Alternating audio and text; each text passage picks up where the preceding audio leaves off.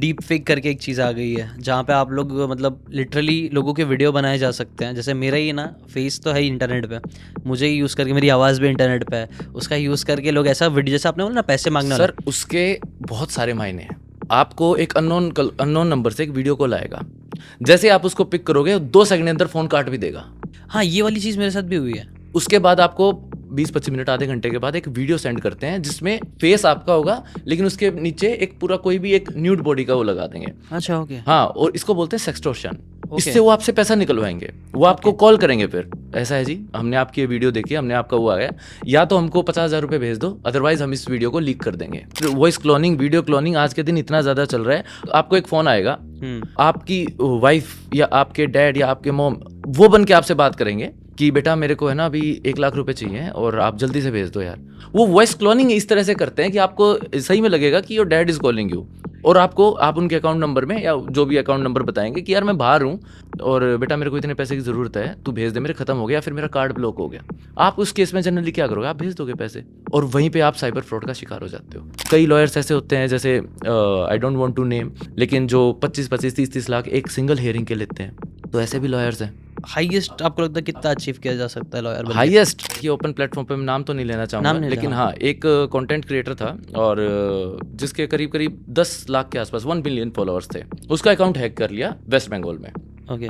तो उन्होंने कांटेक्ट किया, सर ऐसे ऐसे हुआ। मैंने सबसे पहले मैं क्या कंप्लेंट दर्ज कराओ। इन द मीन वाइल जब तक वो कंप्लेंट दर्ज हुई तब तक वो करीब करीब ये लगा लो काफ़ी लोगों को मेल्स वगैरह लिख चुका था और काफ़ी लोगों को सेक्सुअल कंटेंट तक भेज चुका था।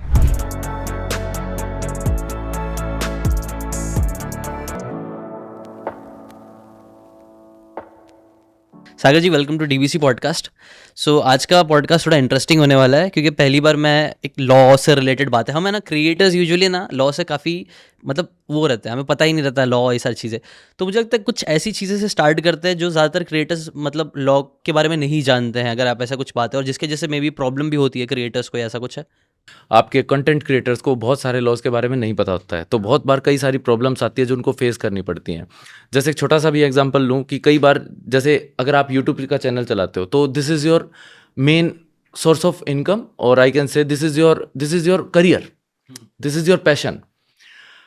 खुदा न खास्ता कभी ऐसा हो जाए कि कोई किसी भी पॉइंट ऑफ टाइम पे किसी का यूट्यूब चैनल हैक हो जाए, तो ऐसे में आपको अगर लॉज के बारे में नहीं पता होगा, ऐसे में आपको ये नहीं पता होगा कि what step should we have to take now, तो बहुत सारी प्रॉब्लम्स आपको फेस करनी पड़ सकती हैं उस केस में। ओके, तो अगर किसी का चैनल हैक हो जाता है फॉर एग्जांपल, तो क्या करना चाहिए, लॉ क्या बोलता है उस हिसाब से? देखिए सर, सबसे पहले तो कंप्लेन कीजिए, पुलिस स्टेशन में जाके कंप्लेंट कीजिए कि जी ये मेरा यूट्यूब चैनल है, ये मेरा पूरा, आप उनको आईपी एड्रेस सब कुछ आपका सब सारी चीज़ इन्फॉर्मेशन वो आपसे मांगेंगे, और आप उनको बताइए कि इस टाइम पे ऐसे करके मेरा यूट्यूब चैनल हैक हुआ था और मुझे नहीं पता है क्या है। सबसे पहले कंप्लेंट वो दर्ज कराइए, क्योंकि उससे क्या होता है ना, कोई भी जो हैकर है वो आपके अकाउंट का मिसयूज़ ना करे। अगर सपोज किसी की गाड़ी चोरी हो जाती है तो क्या करता है, सबसे पहले पुलिस थाने में जाके कंप्लेंट दर्ज कराता है ताकि कि भाई कोई मेरी गाड़ी का मिसयूज ना कर दे, कोई किसी को उड़ा ना दे, कोई किसी को मर्डर पर, बहुत सारे वो चीज़ें होती है ना। हाँ। तो यही चीज़ है कि आपके अकाउंट को हैक करके उसका कोई भी किसी भी तरह से मिसयूज कर सकता है, गलत चीज़ें पोस्ट कर सकते हैं, जो बाइडन को मेल कर दे हाँ, और उसको गालियाँ लिख के भेज दे, कुछ भी हो सकता है ना sir, anything could be a possibility. तो सबसे पहले जाके आप कंप्लेंट दर्ज कराएं, मेरा ये मानना होता है। ऐसा कुछ हुआ है मतलब कोई इंसिडेंट ऐसा जहाँ पे हैक हो गया? सर और बहुत सारे वेबसाइट से लेके आपके ईमेल आईडी से लेके आपके यूट्यूब चैनल से लेके बहुत सारी चीज़ें हैक होती हैं। बहुत सारा जो यूट्यूब कम्युनिटी गाइडलाइंस है ना, वो सिर्फ यूट्यूब तक सीमित रहती हैं। वो जो आपको जो रूल्स बताते हैं, जो रूल्स एंड रेगुलेशंस बताते हैं, वो वहीं तक सीमित रहते हैं। वो आपको एक्चुअल जब आपके साथ कोई घटना घटित होती है उस चीज़ में आपकी हेल्प नहीं करेंगे वो, और अगर करेंगे तो तब तक बहुत देर हो चुकी होगी, तब तक आपको बहुत मोटा खासा अच्छा खासा नुकसान हो चुका होगा। तो कोई एक ऐसा एग्जाम्पल आपके दिमाग में, कोई केस आ रहा है जहाँ पे ऐसा कोई क्रिएटर था जिसका हैक करके कुछ सच में कुछ गलत चीज़ हुई और उसको कुछ सर लॉस मैं हुआ? हाँ देखिए, ओपन प्लेटफॉर्म पे मैं नाम तो नहीं लेना चाहूँगा, नाम नहीं लेकिन लेना। हाँ एक कंटेंट क्रिएटर था और जिसके करीब करीब 10 लाख के आसपास 1 बिलियन फॉलोअर्स थे। उसका अकाउंट हैक कर लिया वेस्ट बंगाल में। ओके। तो उन्होंने कांटेक्ट किया, सर ऐसे ऐसे हुआ। मैंने सबसे पहले मैं क्या कंप्लेंट दर्ज कराओ, और इन द मीन वाइल जब तक वो कंप्लेंट दर्ज हुई तब तक वो करीब करीब ये लगा लो काफ़ी लोगों को मेल्स वगैरह लिख चुका था और काफ़ी लोगों को सेक्सुअल कंटेंट तक भेज चुका था उसके उसके प्रॉपर अकाउंट से। तो ऐसी ऐसी चीज़ों से बचने के लिए अगर मैं अपना खुद का बताऊं तो मेरा फेसबुक अकाउंट है, और उस पे क्या हुआ, एक दिन मैं कोर्ट जा रहा था and when I was parking my car, तभी मेरे को कॉल्स पे कॉल आना चालू हुए, मैसेजेस व्हाट्सएप इतने सारे आने लगे and I was quite scared कि एकदम क्या हो गया भाई, आराम से यार, आराम से बंदा बेल करवाने जा रहा है, किसी को रिलीफ दिलवाने जा रहा है, आराम से कोर्ट में जा रहा है। तभी एक का फ़ोन उठाया तो पीछे से कॉल पे कॉल ऐसे आ रहे हैं एंड ही वाज लाइक कि भाई तेरा अकाउंट हैक हो गया है, तू पैसे वैसे मांग रहा है क्या हमसे? मैं क्या भाई ऐसा तो कभी कुछ नहीं किया मैंने। तभी मैंने सबसे पहले जाके अपना अकाउंट को उसको चेंज किया, पासवर्ड को चेंज किया। इन द मीन वाइल जो भी हैकर था, जो भी था, वो करीब करीब 1000 से 1200 लोगों के आसपास मैसेजेस भेज चुका था ओके, और उनसे पैसे भी मांग चुका था। ओके, मतलब it happens with in just a fraction of seconds, कि ये नहीं पता कि उनके पास क्या एक सेट मार्क, एक स्टैंडर्ड फ्रेमवर्क है। स्ट्रक्चर रहता है पूरा। हाँ, कि वो किस तरह से वो उसको हैक करते हैं और किस तरह से वो आपको कितना ज़्यादा नुकसान पहुंचा सकते हैं। राइट। और यार बड़े बड़े हाई कोर्ट और सुप्रीम कोर्ट लॉयर से 5-5 हज़ार 10-10 हज़ार रुपये मांग रहा है। हाँ। मैं क्या, जो भी था जैसा भी था, मैं साले कुछ मेरी इज्जत तो रख लेता, कुछ तो 1-2 लाख कुछ तो मांगता, 5 लाख कुछ तो मांगता। राइट। बट ऐसे ऐसे चीज़ें आप देखने को मिलती है। मैंने तुरंत उसकी कंप्लेंट दर्ज कराया, पता चला, आया कहीं से कोई आईपी एड्रेस निकला, कोई बैंगलोर साइड से किसी ने हैक किया था एंड वो फिर all efforts go went in when. तो उस पे काम होता है, बहुत धीरे धीरे होता है। ये चीज़ मैंने नोटिस की है बहुत, ये वाला आपने जो स्कैम बोला ना, ये वाला बहुत होता है कि लोग आजकल एआई भी बहुत चल रहा है, तो एआई से रिलेटेड भी कई सारे स्कैम्स एआई चल रहे सर, एआई मैं आपको सही बताऊं, एआई जितना हेल्पफुल है ना, उससे कहीं ज़्यादा हार्मफुल भी है और हो भी सकता है। आपका जो फ़ोन है ना, आपका फ़ोन आपको लगता है कि आपके लिए सेफ है, बट ये सेफ है नहीं। मैं आपको एक छोटा सा इंसिडेंस बताऊंगा। 2-3 महीने पहले की बात है। मेरे को नया नया जोश चढ़ा कि मैं I will wake up early in the morning, I will do this and that and जो भी है। मैं 5 बजे का अलार्म भर के मैं मतलब 5 बजे का अलार्म भर के सोता। मैं एक दिन उठा, 2 दिन उठा, तीसरे दिन आई वाज लाइक यार कल देखेंगे, ठीक है, नहीं उठ पाया। तो वही 9-10 बजे जब उठा, 9 बजे उठा, ये अपनी छुट्टियों के दिन थे जब कोर्ट भी समर वेकेशंस पे थे। तो मैं 9-10 बजे जब उठा, तब जब से सबसे पहले मैंने जब यूट्यूब चलाया ना, तो उस पे सबसे पहले लिखा आया कि सुबह 5 बजे उठने के फ़ायदे। तो मेरा फ़ोन जो है वो क्लॉक के साथ भी मैनेज कर रहा था कि ये बंदा सुबह 5 बजे से उठ रहा है। एक दिन क्या हुआ, एक दिन मैं और माय डैड ऐसे हम दोनों बैठे थे और we were discussing about the cars. ये यार कौन सी कार लें, एमजी हेक्टर लें या टाटा हैरियर लें या कौन सी लें। 1 घंटे के आसपास, 1 घंटे के बाद मेरे इंस्टाग्राम पे एमजी हेक्टर का वो ऐड आने लग गया। तो इसका मतलब यार आपका अकाउंट, आपका, आप सिक्योर तो हो ही नहीं ना। वॉइस क्लोनिंग, वीडियो क्लोनिंग, किसी भी तरह का आप एआई के थ्रू क्राइम होते हैं एआई के थ्रू। राइट। अब ये जो डीप फेक करके एक चीज़ आ गई है, जहाँ पे आप लोग मतलब लिटरली लोगों के वीडियो बनाए जा सकते हैं। जैसे मेरा ही ना फेस तो है ही इंटरनेट पे, मुझे ही यूज़ करके, मेरी आवाज़ भी इंटरनेट पे है, उसका यूज़ करके लोग ऐसा वीडियो, जैसे आपने बोला ना पैसे मांगने वाला। सर उसके बहुत सारे मायने हैं, उसको बहुत तरीके से यूज़ किया जाता है। आपका फेस है, आपको एक अननोन नंबर से एक वीडियो कॉल आएगा, जैसे आप उसको पिक करोगे 2 सेकंड के अंदर फ़ोन काट भी देगा। हाँ, ये वाली चीज़ मेरे साथ भी हुई है। हुई है? हाँ, फ़ोन फिर क्या जैसे हुआ था? उठाया कट गया, अब उसके बाद कुछ हुआ नहीं वैसे तो। कुछ नहीं हुआ। नहीं, बट कॉल आया। आधे घंटे बाद कुछ नहीं हुआ। 1 घंटे बाद कोई आपका कोई वीडियो या कुछ नहीं आई उनकी तरफ से। नहीं, नहीं, मेरे को तो ऐसा नहीं यू आर आया। Lucky enough. हाँ, ऐसा बहुत बार होता है कि मैं ऐसा फ़ोन उठाता हूँ और फिर कट कट जाता है, जैसे उठाओ वैसे कट देता है, नहीं, वो ऐसे अननोन नंबर होता है। इसमें होता क्या है कि आपको एक कॉल आएगा अननोन नंबर से। हाँ। The moment you will pick up, आपको 2-3 सेकंड में फ़ोन काट भी देंगे। उसके बाद आपको 20-25 मिनट, आधे घंटे के बाद एक वीडियो सेंड करते हैं जिसमें फेस आपका होगा, लेकिन उसके नीचे एक पूरा कोई भी एक न्यूड बॉडी का वो लगा देंगे। अच्छा, ओके, हाँ, और इसको बोलते हैं सेक्सटॉर्शन। ओके, इससे वो आपसे पैसा निकलवाएंगे, वो आपको कॉल करेंगे, फिर देखो ऐसा है जी, हमने आपकी ये वीडियो देखी, हमने आपका वो आ गया, या तो हमको 50,000 रुपये भेज दो, अदरवाइज हम इस वीडियो को लीक कर देंगे। और जनरली कई बार लोग इतने जो इमेज कॉन्शियस होते हैं देखो होता भी है, हम और आप जैसे लोग भी सोचेंगे यार हमारा इतना कोई एक सोशल प्लेटफॉर्म पे, इतने बड़े प्लेटफॉर्म पे अगर कोई ऐसी चीज़ जाती है तो ऑब्वियसली इमेज तो टार्निश होती है, या फिर हम वी आर अफ्रेड कि यार ऐसा नहीं होना चाहिए।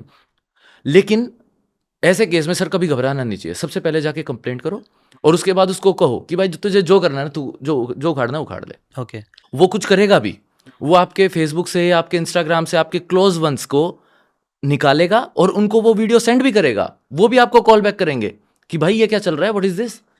तब भी उनको बोलो कुछ नहीं है, घबराने की जरूरत नहीं है, this is just a clear cut case of sextortion and nothing else. और फिर उसके जो इरादे हैं वो परस्त हो जाते हैं और फिर वो एज सच वो कुछ वो नहीं करते। तो ये स्कैम्स अभी एआई के जैसे तो और बढ़ने वाले हैं मुझे लगता है आने वाले टाइम में, तो इसके लिए कुछ ऐसे प्रिकॉशंस हम लोग रख सकते, जैसे कि आप बोल रहे हो अननोन नंबर से फ़ोन आया, हाँ, तो ऐसा हम कुछ कर सकते हैं कि यार वो अननोन नंबर से सीधी बात फ़ोन है ना सर, आए या फ़ोन फिर उठाने का ही नहीं है। अननोन नंबर के अननोन नहीं नंबर उठाना। से फ़ोन उठाना ही नहीं। हुँ, वॉइस क्लोनिंग, वीडियो क्लोनिंग आज के दिन इतना ज़्यादा चल रहा है। आपको एक फ़ोन आएगा, हुँ, आपकी वाइफ़ या आपके डैड या आपके मॉम वो बन के आपसे बात करेंगे कि बेटा मेरे को है ना अभी 1 लाख रुपए चाहिए और आप जल्दी से भेज दो यार। आपको सही में लगेगा कि वो पापा का ही कॉल है। और आप वो ही विल मेक श्योर कि अच्छा इधर-उधर वो वॉइस क्लोनिंग इस तरह से करते हैं कि आपको सही में लगेगा कि your dad is calling you. और आप उनके अकाउंट नंबर में या जो भी अकाउंट नंबर बताएँगे कि यार मैं बाहर हूँ, मैं जयपुर गया हूँ घूमने, मैं दिल्ली गया हूँ घूमने या कहीं पे भी और बेटा मेरे को इतने पैसे की ज़रूरत है, तू भेज दे, मेरे खत्म हो गया या फिर मेरा कार्ड ब्लॉक हो गया। आप उस केस में जनरली क्या करोगे? आप भेज दोगे पैसे और वहीं पे आप साइबर फ्रॉड का शिकार हो जाते हो। राइट। ये अलग, इसके ऊपर मैंने एक अभी रिसेंटली न्यूज़ भी पढ़ा था जिसमें ना यही ऐसा ही कुछ हुआ था कि एक आदमी था, मतलब कोई आईटी का ही बंदा था, उसको किसी पुराने दोस्त का कॉल आया अचानक से, वो भी वीडियो कॉल आया था आई थिंक सो, और उस वीडियो पे उसने बोला कि भाई मेरे को पैसे की ज़रूरत है और दे, और इट वाज बाद में मालूम पड़ा कि वो फेक था, वो एआई से बनाया गया यही था और यही बस। यही यही तो चल रहा है सर, यही राइट। है और बहुत बड़े लेवल पे चल रहा है। और आपने जो बोला कि यार कुछ भी कभी इशू होता है तो हम डायरेक्ट जाके पुलिस स्टेशन पे कंप्लेंट करें, हुँ। तो उसके कुछ नंबर्स भी होते हैं जो फ़ोन नंबर्स या जहाँ पे जाके आप सर फ़ोन नंबर देखिए, से एक कर तो दो। 1930 नंबर होता है ओके। और उससे भी बढ़िया है आप national cyber crime reporting portal पे जाइए। I will repeat, national cyber crime reporting portal या फिर cybercrime.gov.in। आप इस पे जाके लॉगिन कीजिए और आप उस पे ऑनलाइन कंप्लेंट दर्ज करा दो वहीं पे बैठे-बैठे। अब अपन यहाँ पे बैठे हैं, ठीक है? अपन यहाँ से कौन-सा नियरेस्ट थाना कौन-सा लगता है? वीबी नगर ऐसा एक है। वीपी नगर? वीबी नगर, हाँ। अच्छा, कुर्ला वेस्ट, वीपी कुर्ला नगर, वेस्ट वीबी मुंबई। नगर, हाँ।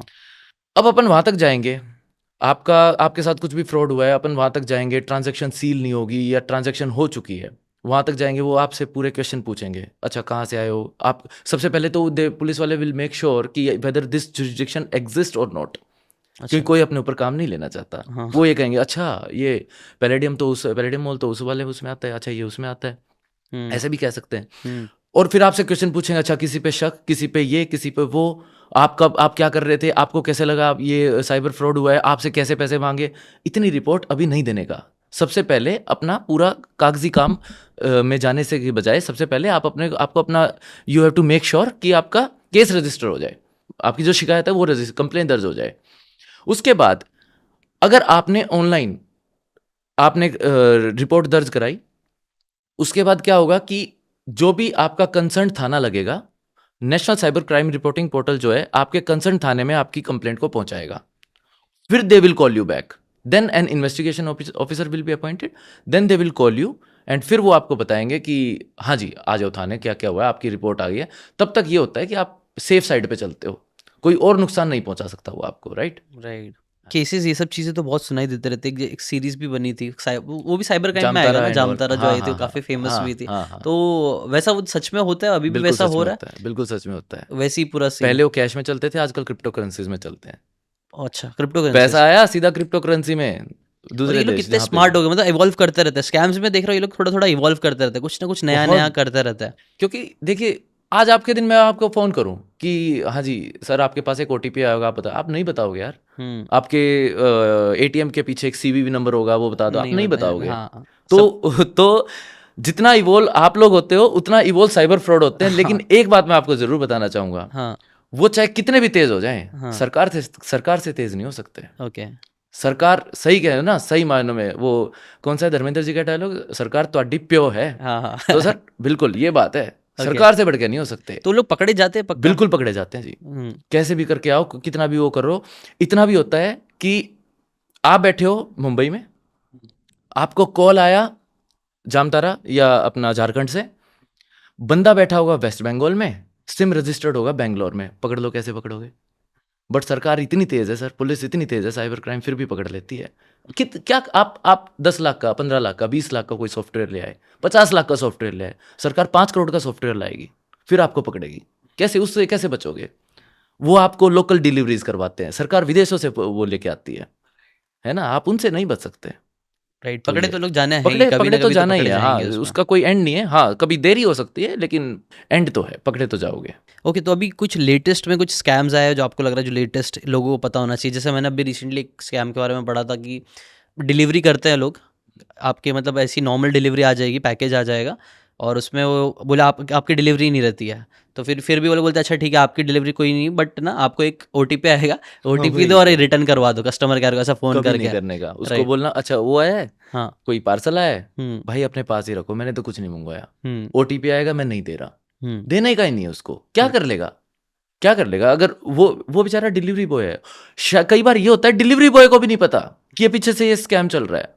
ये गलती नहीं है कि कभी आप उसी की गुद्दी पकड़ लो, आजा भाई तू ही आजा, तू ही है साइबर फ्रॉड, उसकी गलती नहीं होती है कई बार, क्योंकि अमेजोन फ्लिपकार्ट और ये सारी जो चीज़ें हैं इन पे कई बार क्या होता है कि आप जो डिलीवरी बॉय है वो अपना फेयर काम कर रहा है, उसको पता नहीं होता कि पीछे से क्या गेम खेला जा रहा है, क्या मालूम उस पर्टिकुलर लोकेशन का उस पर्टिकुलर प्रोडक्ट की चीज़ों को लेके होल्ड उन्होंने उसको हैक कर रखा हो और उसके OTP वहाँ पे जाए और उसके साथ फ्रॉड हो जाए। अब आप ये लगा लीजिए जैसे दिल्ली गुड़गांव साइड भी ये होता है, अगर कोई वाइन शॉप है वो रात को 10 11 12 बजे के आसपास बंद हो गई है, ठीक है, अब यार दोस्त बैठे हैं सपोज, उनको 3 बजे लगा कि यार हमारा तो स्टॉक खत्म हो गया, अब कुछ और करना, अब कुछ और मंगवाएंगे, तो कई बार क्या करते हैं उन्होंने सपोज फ़ोन मिला दिया डिस्कवरी वाइन्स पे या किसी पे भी, लेक फॉरेस्ट वाइन्स पे, किसी पे। साइबर फ्रॉड्स क्या करते हैं, डिस्कवरी वाइन्स की जो ऑफिशियल वेबसाइट है उस पे उनका नंबर होता है, आप फ़ोन करोगे कि हाँ जी भैया हमको ये भी जो भी प्रोडक्ट आपको अल्कोहल वाइन या बियर कुछ भी चाहिए, आप उनको फ़ोन करोगे कि भैया हमको ये चाहिए, अच्छा सर मैं आपको एक स्कैनर भेज रहा हूँ, आप स्कैनर वो पहले पेमेंट फिर डिलीवरी होगी, क्योंकि हमारा छोटू जाएगा आपको लेके आएगा, एड्रेस ढूंढेगा, पहले पेमेंट और फिर आपको डिलीवरी हो जाएगी। अब वो पेमेंट तो मंगवा लेते हैं, वो स्कैनर फ्रॉड्स का होता है, ओके। उस डिस्कवरी वाइन्स का होता भी नहीं है या लेक फॉरेस्ट वाइन्स किसी का भी। ओके। तो इस तरह से भी काफ़ी फ्रॉड चल रहा तो है। इससे कैसे बचे अगर कभी ऐसा कुछ हुआ तो? तो अपना स्टॉक लेके रखो। है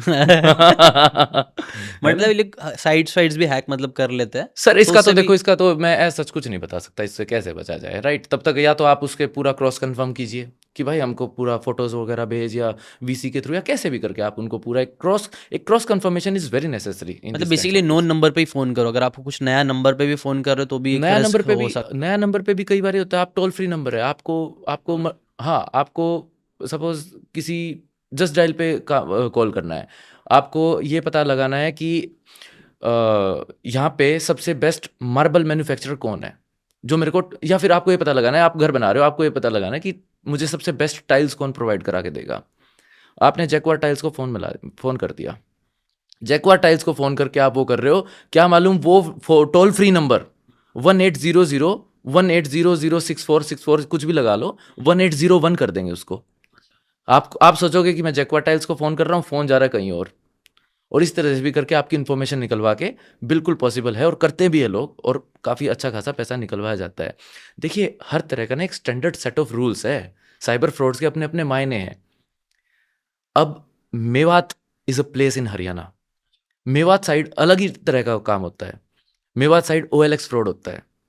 जैसे OLX के थ्रू आपको गाड़ी है, आपको गाड़ी बेचनी है, आपको गाड़ी बेचना है, आपको फ़ोन करेंगे वहाँ से, हाँ जी सर OLX पे गाड़ी देखा था आपका, आपको हमको पसंद आया, कितने का बेच रहे हो भाई, ठीक है Hyundai भरना है, मैं इसको 3 लाख में बेच रहा हूँ, सर कोई बात नहीं, कंडीशन अच्छी है ना, कोई बात नहीं हम 2.5 लाख में भी ले लेंगे।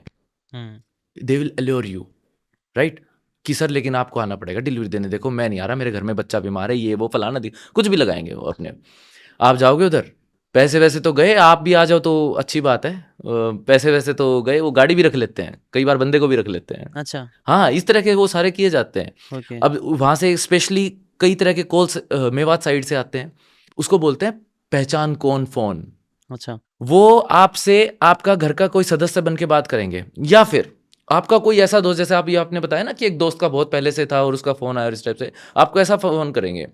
एक बार क्या हुआ, actually we are roving a petrol pump in, I am from Rohtak Haryana. हाँ so we are roving a pump, तो ज़्यादातर डैडी संभालते हैं, हम तो बाहर ही रहते हैं। तो एक बार एक कॉल आया और पापा ने फ़ोन उठाया एंड ही वाज लाइक अरे तेजवीर कैसा है? पापा बोले बढ़िया हूँ जी, पहचाना नहीं कौन? बोला अरे मैं तेरा चाचा सतीश। बोला चाचा सतीश कौन? बोला अरे भूल गया, काफ़ी टाइम हो गया, 10 एक साल हो गए मिले यार, कैसा है तू? बोला चाचा जी मैं ठीक हूँ, आप कौन? इस टाइप से। बोला बस और सारी बातें मैं बाद में बताऊंगा, अभी है ना कहीं पे फंस गया हूँ, मुझे है ना 15,000 रुपीज़ चाहिए। पहले छोटी रकम मांगते हैं ये, मुझे 15,000 रुपीज़ चाहिए। पापा बोले ठीक है जी, कोई बात नहीं, वो तो हो जाएगा, लेकिन चाचा पहचाने को नहीं, मतलब कौन कैसे। बोला वो सब बातें बाद में करेंगे यार, तू अभी एक बार वो कर दे, मैं अकाउंट नंबर भेज रहा हूँ, और मैं तुम्हारे मतलब मेरे दादाजी को भी जानता था, और ऐसे ऐसे करके मैं थोड़ी देर में तेरे को 1-2 दिन में वापस कर दूंगा। पापा बोले ऐसा है, आप है ना पंप पे आ जाओ और कैश ले जाओ। बोला मैं पंप के पास ही हूँ। बोला आप पंप पे आ जाओ और कैश ले जाओ, कोई बात नहीं, मिल भी लेंगे, इतने दिन हो गए, आप अकाउंट नंबर भेज रहे हो और इस टाइप से। बोला नहीं नहीं, मैं मिलने नहीं आ सकता। इन द मीन वाइल पापा ने उनकी आवाज़ पहचान ली। दोबारा कॉल आ रहा है उस बंदे का कंफर्मेशन के लिए कि आए नहीं पैसे अभी तक। अच्छा। पापा ने जो हेल्पिंग वर्ब्स यूज किए हैं, वो बीप बीप बीप मैं बोल नहीं सकता अभी। हाँ। तो ऐसे ऐसे भी लोग हैं। तो पहचान कौन फोन जो है वो स्पेशली मेवात एरिया से आते हैं, ओके। बंगाल एरिया से, झारखंड एरिया से, या आपको किसी देश के अन्य किसी प्रांत से ऐसे कॉल नहीं आएंगे। तो हर तरह के अपने अपने लैंडमार्क्स फिक्स हैं लोगों के। अच्छा। उसूलों वाले बंदे हैं साइबर फ्रॉड्स, किसी के उसमें ऐसे टांग नहीं अड़ाते। अच्छा, अपना अपना पकड़ अपना लिया, अपना अपना अपना ऐसे ऐसे एक्सपर्टीज ले ली, एक्सपर्टीज ये लिया है वाले कि हाँ एक्सपर्टीज इसमें है। है।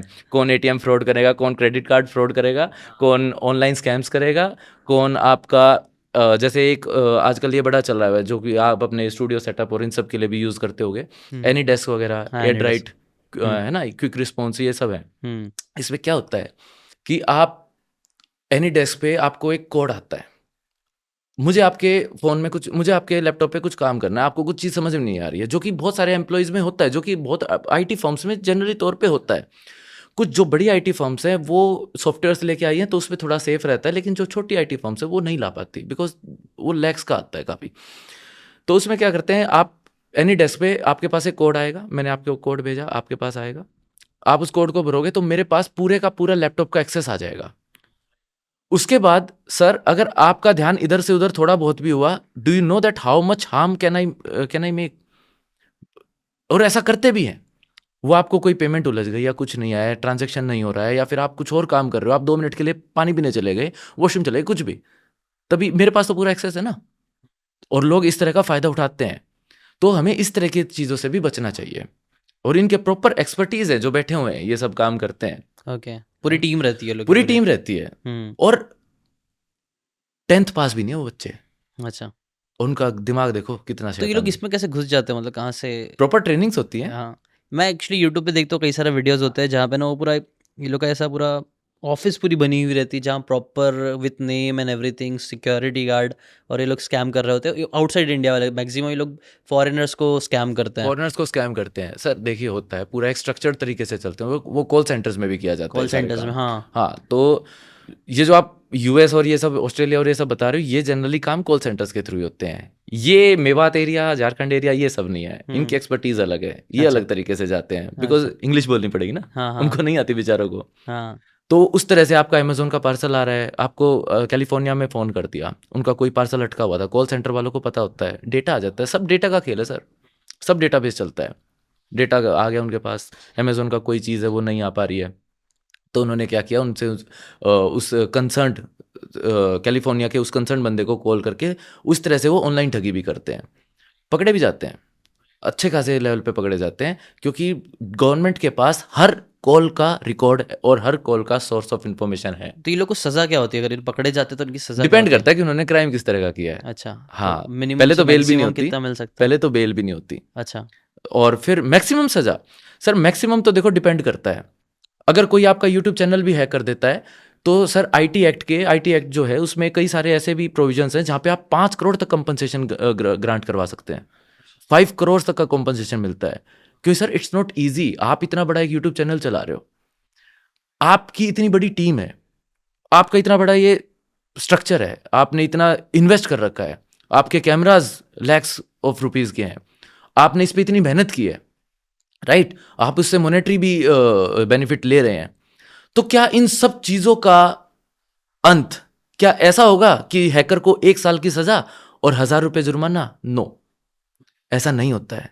आईटी एक्ट जब से रिफर्बिश हुआ है, उन्होंने जो विक्टिम है उसके लिए काफ़ी बहुत सारा कॉम्पनसेट करने के लिए वो लेके आए थे, कई सारे रूल्स लेके आए हैं। ओके, तो ये सब है जी। ये सुन के अच्छा लग रहा है, मतलब हाँ चलो ठीक है, कुछ अच्छा आ गया, मतलब एक वो मिलता है कि हाँ गवर्नमेंट भी नहीं, साथ और में अगर कुछ होगा होता है तो फिर हम क्यों हैं? हाँ हाँ हाँ, तो आपको पक्का कॉल करूँगा। भाई आपने अभी आपका करियर को काफ़ी साल हो गए हैं, आपके करियर में सबसे one of the most interesting case अगर आप कोई बताना चाहो जिसमें बहुत देखिए अच्छा सिर्फ साइबर के नहीं, केसेस तो नॉर्मल भी criminal बता के सकते भी हो आप, और जो भी आपका फेवरेट कोई केस होगा जिस वो फेवरेट केस तो सर अभी फिलहाल में वो चल ही रहा है। There was this person and वो पिछले अराउंड 1 साल से लापता है, 1 साल अच्छा से भी ज़्यादा वो ओके लापता है। और अभी रिसेंट में, अभी when I was flying to Mumbai, तो मेरे को अभी रिसेंट में पता चला कि 3-4 दिन पहले एक उसके ही उसमें कॉल आया है। बेसिकली वो जो हस्बैंड है, हम तो ऐसे ही बात करते हैं अपने उसमें केस में, the husband of the petitioner, हम इसी तरह से बात करते हैं। तो वो वेस्ट बंगाल जा रहा था कोई काम से, और वो बीच में ही जो भी किसी तरह का उनका बिजनेस था, कुछ 3 CR उसमें इन्वॉल्व था, तो लेके जा रहा था और कैश पेमेंट कर रहे थे। कर जो भी है उसमें, इतना बारीकियों में तो मैं कैसे नहीं जा जाऊं सकते, ऑन, है समझ ना। रहा हूँ। तो क्या हुआ, बीच में ही कोई आसाम की कोई पार्टी आई और उसको उठा ले गई। FIR दर्ज हुई दुर्गापुर वेस्ट बंगाल में, वो भी मिसिंग रिपोर्ट। अब वो उठाया जिसने है, हम सबको पता है, लेकिन ऑन रिकॉर्ड नहीं बोल सकते, ऑन रिकॉर्ड नहीं बता सकते, बट हम सबको पता है कि जैसा उसकी वाइफ, जैसे पेटिशनर जो क्लेम कर रही है कि मेरी बहन के हस्बैंड ने, मतलब उनके साडू साहब ने उसको उठाया, उनके बच्चों ने, और कोई फैमिली मैटर चल रहा था इतने बड़े लेवल का।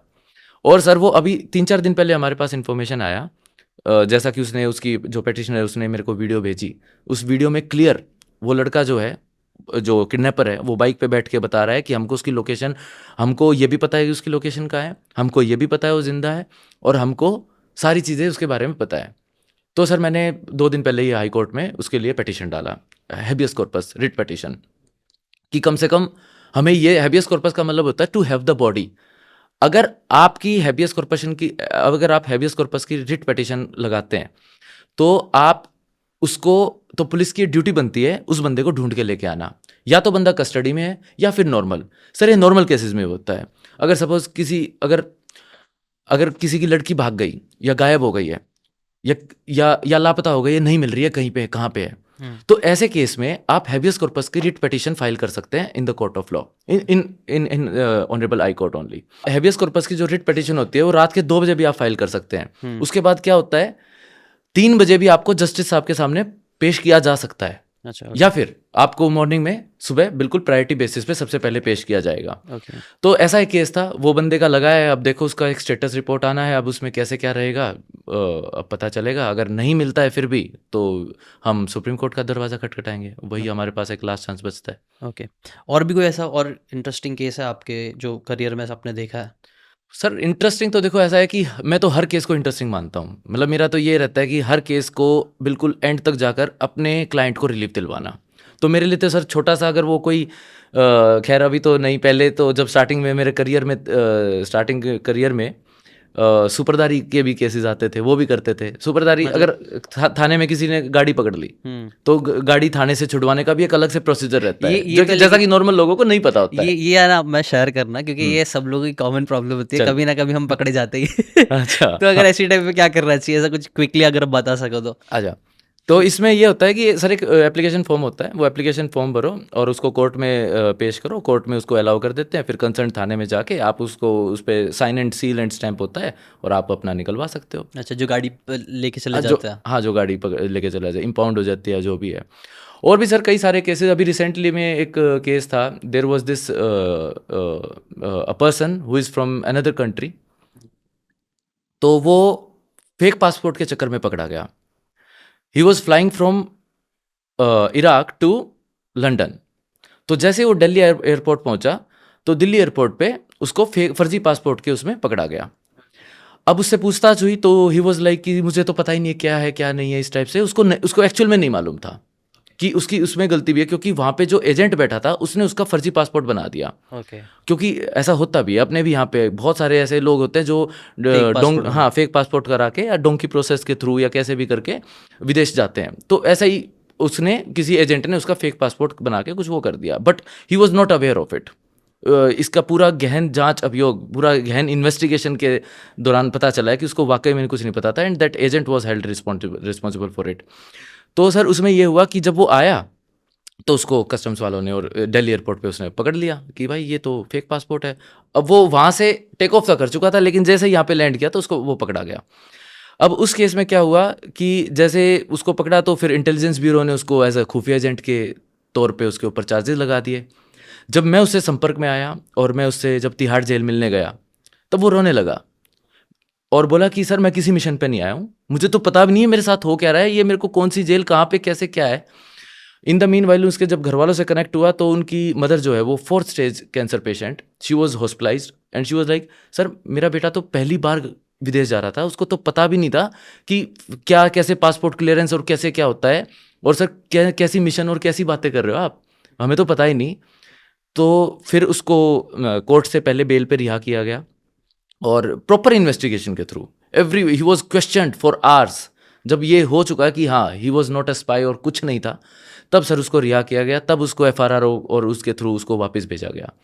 तो ऐसे ऐसे केसेस हैंडल करते हैं तो सर कहीं ना कहीं देखो दिल को तसल्ली तो मिलती है कि कोई बेटा कम से कम अपनी माँ से तो मिलेगा, और ये सारी चीज़ें हैं। ऐसे तो कई सारे ऐसे केसेस होते हैं ना जिसमें फेक हो जाता है और हाँ देखो फेक पासपोर्ट वो हमें भी पता होता है सर कि किसकी कितना क्या गलती है। क्या मैं एक I am a very law abiding citizen and very responsible citizen of India. क्या आपको किसी भी पॉइंट ऑफ टाइम पे ये लगता है कि मैं देश के साथ वो करूँगा, मैं देश के साथ गद्दारी करूँगा? अगर टेररिस्ट होता, अगर स्पाई होता तो भाई अंदर डालो, और लाइफ इम्प्रिजनमेंट तो क्या शुड बी मतलब जो भी है, हाँ कैपिटल पनिशमेंट है, कुछ भी है, देश के साथ गद्दारी मंजूर नहीं है at any point of time. चाहे उसके लिए हमको अपनी वकालत या किसी भी चीज़ को सेट असाइड कर देना चाहिए, देश से बढ़ के क्या है सर। बट ऐसे भी कई सारे केसेस होते हैं जिसके अंदर लाइक वो गुनाहगार, जैसे आपने एग्जांपल दिया वो इराकी का, वो नहीं था, he was innocent, but still उसको डाल दिया गया। ऐसे और भी कोई केस है जिसमें आपको पता है कोई ऐसे इंसिडेंट जहाँ पे और केसेस होते हैं जो प्रॉपर अपने फेक पासपोर्ट बनवा के आते भी हैं? नहीं, मतलब कोई भी एक और ऐसा कोई केस है जिसमें आप लाइक मतलब इनोसेंट था वो बंदा लेकिन वो फेक केस में अंदर पहुंच गया और फिर उसका केस लड़ा गया और आप उसको मतलब बचा लिया, ऐसा कुछ? एक केस था, देयर वाज दिस पर्सन जो कि अपने यार दोस्तों के साथ इन्वॉल्व था, but he was not the criminal, he was not the person who stabbed him और अटैक्ड हिम। लेकिन उस पॉइंट ऑफ टाइम पे पहली बात वो मौजूद नहीं था। केस क्या था? केस मतलब पहले आप केस बता दो कि केस तो ऐसा था कि एक लव ट्रायंगल था, हाँ, तो एक अफेयर था और उसके सिलसिले में उसको दैट वो and the girl was a married girl, तो उसका एक्स्ट्रा मैरिटल था, हाँ एक्स्ट्रा मैरिटल अफेयर था और उसके केस में वो था। तो जो husband of that girl attacked him and stabbed him and killed him, the lover.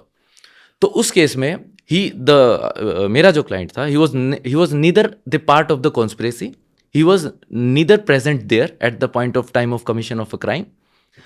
फिर भी उसको just because he was his relative, police उसको बिठा ले गई और he was behind the bars for 5 years। हाँ, तो ये था कि मतलब उसके ऊपर उसकी बेल्स रिजेक्ट कर दी गई। क्या मालूम किसकी क्या कमी पेशी, क्या इन्वेस्टिगेशन कैसा क्या, उस चीज़ में तो देखो मैं बात नहीं करना चाहूँगा, बट फाइनली सर उसको बेल ग्रांट हुआ। तो वैसी चीज़ों में भी थोड़ा सा अच्छा लगता है कि देखो ठीक है, देखो no one is above the law. अगर कहीं पे कोई गलत है या कुछ भी क्या ऐसा गलत काम कर रहा है तो आप उसको सजा दो, आप उसको पनिश करो। हम ऐसे किसी का फेवर नहीं लेते, because we being the lawyers we have the access to the justice.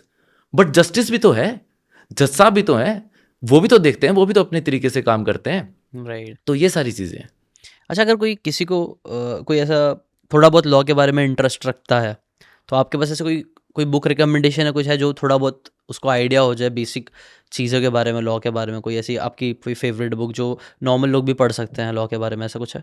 देखिए सर, अभी लाइफ ऐसी हो गई है, मैं commentaries, IPC, CRPC, constitution, evidence, इनसे बाहर ही नहीं निकल पाता। हाँ। तो एज सच बुक्स या नॉवेल्स इन सब का तो कोई आइडिया ही नहीं है मुझे। लेकिन देखिए, कोई भी फेवरेट बुक है? हाँ, ऐसे तो है, जैसे before memory fades, Fali Nariman साहब की हैं बुक, अपने सोलिसिटर जनरल ऑफ इंडिया रहे हैं, तो वो भी पढ़ सकते हैं आप। बाकी आप आजकल नेटफ्लिक्स और इन सब पे शोज़ बहुत सारे आते हैं, आप वो सब देख सकते हैं। अच्छा, ये कहीं एक इंटरेस्टिंग था कि कई बार जो मूवीज़ और टीवी सीरीज़ में जैसा दिखाया जाता है कोर्ट को या फिर एडवोकेट्स को, वो कोई ऐसा एक कोई मूवी का आप एग्जांपल दे सकते हो जिसमें बहुत ही ज़्यादा मतलब कुछ भी बता रहा है, और कोई ऐसी मूवी का एग्जांपल दे सकते हो जहाँ पे हाँ अप्रोक्सीमेटली सही है, मतलब काइंड ऑफ काफ़ी सही है? देखिए, लोकल कोर्ट्स का अगर मैं जिक्र करूँ ना, तो प्रॉपर यूपी वाला जो सीन है ना, वो चलता है सर आपका जोली LLB में। जैसे बता, मतलब क्या कैसा एग्जांपल दो ना, कैसा होता है? जैसे जोली LLB में बोलते हैं ना, हाँ, कोई नहीं बोलता योर लॉर्डशिप या योर लेडीशिप, सब जनाब रिलीफ चाहिए। ठीक है ना, क्लाइंट की खुशी देखनी है जनाब, 300-500 रुपये, मतलब इस तरह के भी डिपेंड्स ऑन द वो, ये तो खैर मजाक की बात है, हम किसी की फी के ऊपर क्यों हम वो कमेंट करें, बट इतने छोटे छोटे से लेके बड़े बड़े सारे तरह के काम जोली एलएलबी में प्रॉपर बकायदा अच्छे तरीके से दिखाया गया है। हाँ, बट जजेस कई बार इतने फनी नहीं होते जितना वो फनी है अंदर। हाँ, उसमें, होते जो एकदम ही जज साहब जो कैजुअल है, रहते हैं। हाँ, जज का तो वो एक कोर्ट के बाहरी डांस करने लग जाता है, ऐसा कुछ नहीं होता है। जजेस का तो एक अलग ही ऑरा रहता है, अलग ही हो रहा रहता है, बिल्कुल यार, वो है भी, फिर जजेस हैं, राइट, तो हाँ, उनको एक रखना भी पड़ता है ना, रखना मजाक भी मस्ती पड़ता थोड़ा है, ना कर बिल्कुल सकते हो। होता भी है। तो और ऐसी कोई मूवी है जिसके अंदर एकदम ही मतलब कुछ भी बताया जा रहा है, आपको लगता है कि एडवोकेट के नाम जो आपको नहीं पसंद है, बेसिकली आपका पर्सनल ओपिनियन की ये वाली मूवी मजा नहीं आया? देखिए, जब अगर सीरियसनेस की बात करूं तो जैसा अपने अमिताभ बच्चन जी ने जो पिंक मूवी में वो जो किया था, वैसे भी सीरियसनेस कोर्ट में कई बार होती है, in most of the trials ये होता है। फनी सीन्स तो एक आधी बार देखो, between the bar and the bench थोड़ा बहुत हंसी मजाक चलता है, बट ज़्यादा तो ऐसा सच नहीं नहीं होता कर है। सकते, हाँ, राइट। नहीं कर तो सकते, सीरियस बिल्कुल। टॉपिक ही चल रहा है वहाँ पे, हाँ, मजाक सीरियस ही सर, बिकॉज लोगों की जिंदगियां जुड़ी होती हैं, राइट, ऑब्वियसली। है ना। क्लाइंट जो होता है, हम तो चलो वी बीइंग द लॉयर्स, हम तो रीडर साहब के साथ या किसी और के साथ चलो मजाक करके कुछ करके निकल भी जाएं, लेकिन बेचारा जो हमारा क्लाइंट है, जो इतनी होप्स के साथ हमारे पास आया है, हम उसको कैसे नज़रअंदाज करते हैं, राइट, एग्जैक्टली। है ना। मैंने एक सीरीज देखी थी, सीरीज नहीं, मूवी थी, सेक्शन 375, राइट। सेक्शन 375 आपने देखी है, अक्षय खन्ना की? हाँ, देखिए सर, इतना याद नहीं है, बट हाँ देखी वो तो है। काफ़ी इंटरेस्टिंग, मुझे हाँ। इंटरेस्टिंग लगी थी। एक और सीरीज़ थी नेटफ्लिक्स पे, सीरीज़ है वो, बुरारी केस करके है, उसमें बहुत, मैंने देखा नहीं हूँ, मुझे बहुत लोगों ने रिकमेंड किया, लेकिन मैं थोड़ी डिस्टर्बिंग चीज़ों से ना दूर रखता हूँ अपने आप को, हाँ, हाँ। क्योंकि कई बार कैसा तो देखता हूँ, वो दिमाग में वही चीज़ें चलते रहती है। तो आपने भी शायद आपने देखा हाँ, बुरारी मैंने केस, देखा, और वो मैंने देखा। उससे रिलेटेड कुछ ऐसा, कुछ रियल इंसिडेंट, कोई रियल केस ऐसा कुछ हुआ है? हाँ, मैंने बुराड़ी शो देखा तो था। तो जैसे अंधविश्वास से रिलेटेड कई सारे ऐसी चीज़ें हैं, और ऐसे केसेस बहुत नॉर्मली आते भी हैं, पढ़े भी हैं, बहुत सारी चीज़ें ऐसे देखे भी हैं, ऑब्जर्व भी किए हैं। कोई एक केस है जो आप शेयर करना चाहोगे? हाँ, एक बार ये था कि देयर वाज़ दिस वुमन, उनकी उनकी जो बेसिकली पुत्रवधू हैं, बहू हैं, उनको बेटा नहीं हो रहा था। तो उन्होंने बताया कि जो उनकी बहू हैं, उनकी जो बहन है, वो उनके बेटे में अड़चन बन रही है। ये कौन बताया? सर, कैसे मतलब? शी मस्ट हैव आस्क्ड सम तांत्रिक्स, और वो सब बहुत सारे लोग हैं, हाँ, है ना, ज्ञान देने वाले, तो इन सब उनको चीज़ों की मालूम तो पड़ा दुनिया ऐसा? भरी पड़ी है। हाँ, हाँ, तो उन्होंने किसी से पूछा, कोई होंगे उनके उसमें बाबा या कोई किसी को मानते होंगे, तो उन्होंने बताया कि तुम्हारे उसमें ये बहन जो है, ये अड़चन बन रही है, और अगर ये रास्ते से हट जाएंगी तो तुम्हारा क्लियर हो जाएगा कि तुम्हारा जो है नेक्स्ट संतान बेटा होगा। और and she did that, that commission of crime was done, ऐसा हुआ, और फिर उसके बाद तो रेस्ट इज़ हिस्ट्री। अब वो पता नहीं बेटा हुआ नहीं हुआ, लेकिन हाँ, अब वो चार्ज जरूर हुई उस चीज़ के लिए, for the offence of murder. Okay, तो उन्होंने मर्डर कर दिया। हाँ, बिल्कुल बिल्कुल। और कई बार ये भी होता है कि कई लोगों को मूवीज़ से बहुत कुछ गलत भी सीखते हैं। मूवीज़ कई बार लोगों को इतने सारे आइडियाज़ देती है। मैं एक बात पब्लिक प्लेटफॉर्म पे हमेशा कहता हूँ कि सर, ये मूवीज़, सॉन्ग्स और ये जितना भी सब कुछ है ना, इन सब से इतना इतना ज़्यादा जो वायलेंस है, इतना ज़्यादा जो चीज़ों को पोर्ट्रे करके दिखाया जाता है, इतने सारे नए नए आइडियाज़ दिए जाते हैं। अभी रिसेंटली तिहाड़ जेल दिल्ली में कैदियों के बीच में, गैंगस्टर्स थे, उनके बीच में आपस में लड़ाई वड़ाई हुई। स्पून होता है ना, स्पून को इतनी बार उन्होंने पत्थर से छीला कि that become that much sharp कि it acts like as an weapon, और वो चाकू जितना शार्प हो गया था। कम से कम 103 या 105, आई am not remembering the exact figure, इतनी ज़्यादा बार उसको स्टैब किया गया उस बंदे को, and he was died behind the bars, he was killed behind the bars, basically in the jail. और वो आइडियाज़ उनको कहाँ से मिले थे? मूवीज़ से। ऐसी ऐसी भी चीज़ें हैं मूवी। हाँ, राइट, ये मैंने क्रिमिनल जस्टिस में ऐसा टाइप का मैं देखा, और क्रिमिनल जस्टिस भी एक सीरीज है, काफ़ी इंटरेस्टिंग है। उसमें भी ऐसा होता है कि जेल में जब जाते हैं, जेल में एक ग्रुप बन जाता है लोगों का, बिल्कुल, मतलब बिल्कुल। एक कोई होता है उसमें ग्रुप, उसमें डॉन होता है। हाँ, हाँ। तो ये सब चीज़ें दादा। रियलिटी में होती है ऐसा? एक होता है जो पूरी क्रिमिनल जस्टिस सबसे सिस्टम पे क्यों जा रहे हो? गैंग्स ऑफ वासेपुर पे आ जाओ। हाँ, हैं? वही, हाँ। जैसे when Sardar Khan entered, he was like, Sardar Khan नाम है हमारा, हाँ। एसपी को थप्पड़ मारे हैं, हाँ। है ना, इस टाइप से करके। तो इतना दूर क्यों जा रहे हो? हाँ, तो हमारी जो यूथ जनरेशन है ना, वो क्राइम को ऐसे लेने लग गई है कि उनको थोड़ा समझना चाहिए कि आप देखो, crime is nothing but just a matter of opportunities. आप क्राइम तो कर बैठते हो, लेकिन उसके बाद उसके जो रिपरकशंस है ना, जो उसके प्रोज एंड कॉन्स है, वो आपको नहीं पता होते। किसी भी घर का एक बेटा अगर अंदर जाता है किसी केस में, ये लगा लो सर, वो खाली एक बेटा नहीं, पूरा का पूरा खानदान अंदर जाता है। इतने सारे लोगों के इमोशंस, लव, अफेक्शन उस बच्चे, उस लड़के से या जो भी एक कोई है बंदा उससे जुड़े होते हैं। घर में लोगों के चूल्हा नहीं जलता सर। ऐसे ऐसे भी मैंने केसेस देखे हैं। राइट। क्योंकि जो अच्छे परिवारों से हैं, जो कभी किसी ने ना चाहते हुए भी कुछ क्राइम कर बैठते हैं। I am not talking about only the murder and dowry death and all these kinds of crimes. I am not talking about this.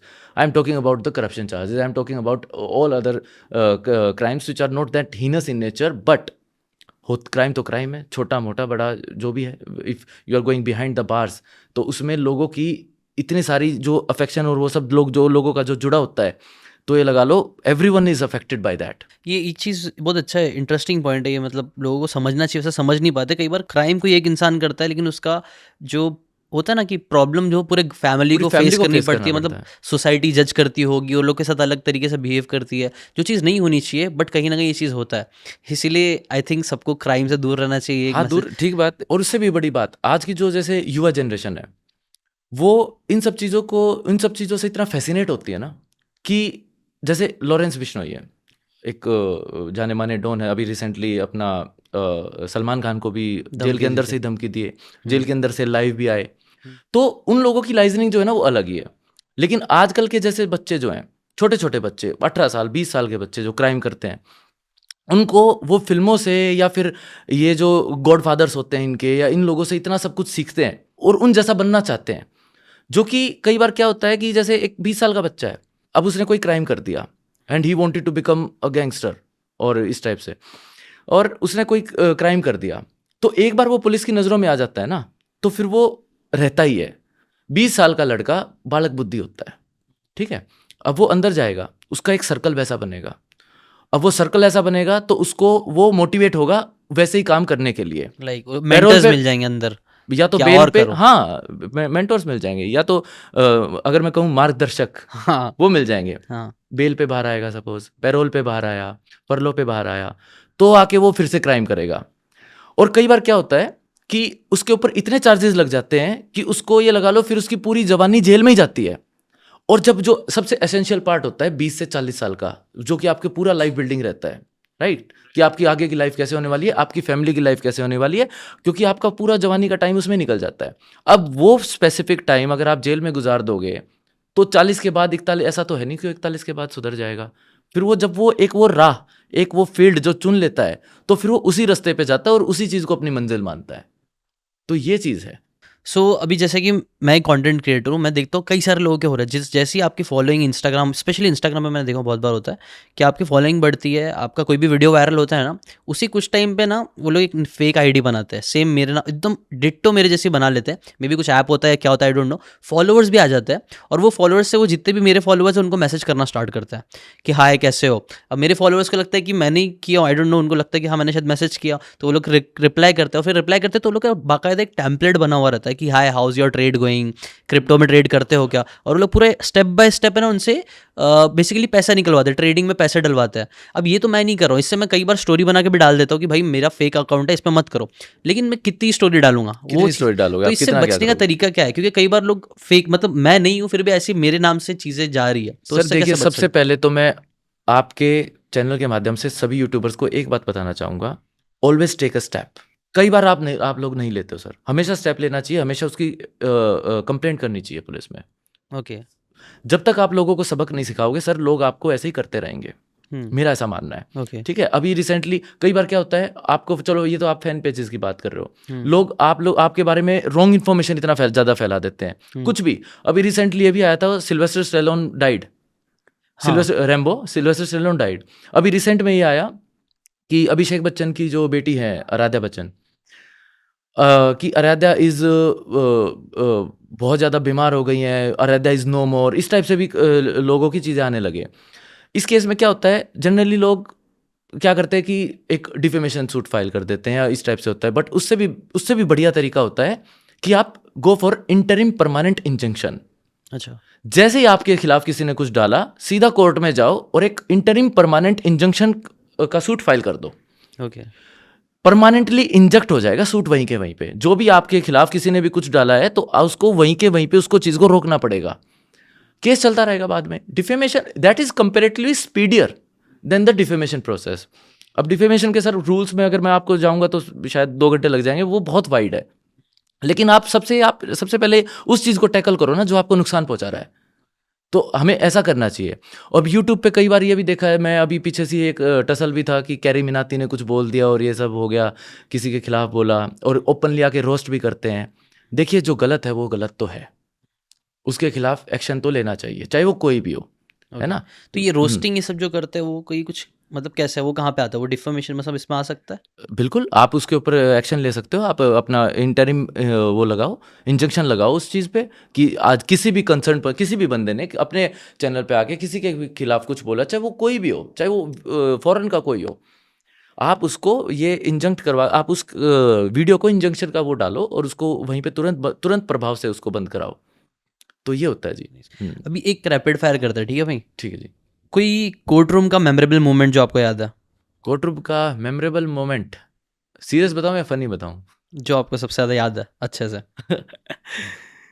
एक बार क्या हुआ, एक डिवोर्स का मैटर था बेसिकली, और मैट्रिमोनियल डिस्प्यूट चल रहा था, उनका डिवोर्स का मैटर था। क्लाइंट पीछे खड़ा है, ठीक है। अब जो दूसरी वाली पार्टी थी, I was representing the husband, and जो वाइफ थी उनकी, जो डिवोर्स ग्रांट करवा, जो डिवोर्स चाह रही थी, दोनों ही चाह रहे थे वैसे तो।